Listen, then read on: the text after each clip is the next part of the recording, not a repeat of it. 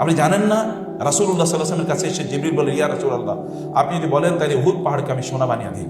রাসূল বলেন, আমি উহুদ পাহাড়ে সোনা দিয়ে করবো কি? আমি সোনার মানুষ তৈরি করতে চাই। একটা আবু বকর, এই গোটা পৃথিবীকে যদি স্বর্ণ দিয়ে পরিবর্তন করা হয়, একটা আবু বকরের পায়ের সমান হবে বলেন তো? আমি সোনা দিয়ে করবো, আমি সোনার মানুষ চাই।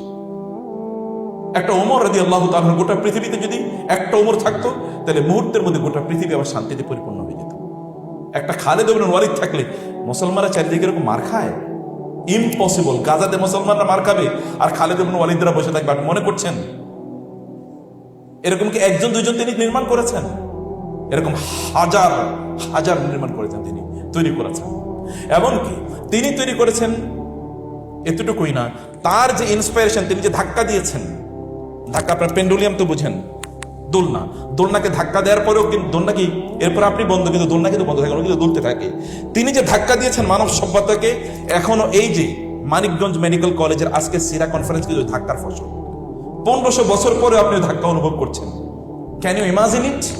এখন মুসলিম উম্মার, এই যে আপনারা যে ইয়াং জেনারেশন, মুসলিম উম্মা এত বিশাল বড় শক্তিশালী। এখন এই ইয়াং জেনারেশন, আপনাদের যাদের এইজ 18 থেকে 25, এইরকম এই যে মুসলিম উম্মা যে পরিমাণ সদস্য আছে, এরা যদি জেগে ওঠে, তাহলে এই গোটা পৃথিবী তাদের নিয়ন্ত্রণ নেওয়ার জন্য অল্প কয়েক বছর মাত্র যথেষ্ট, এর চেয়ে বেশি লাগে না।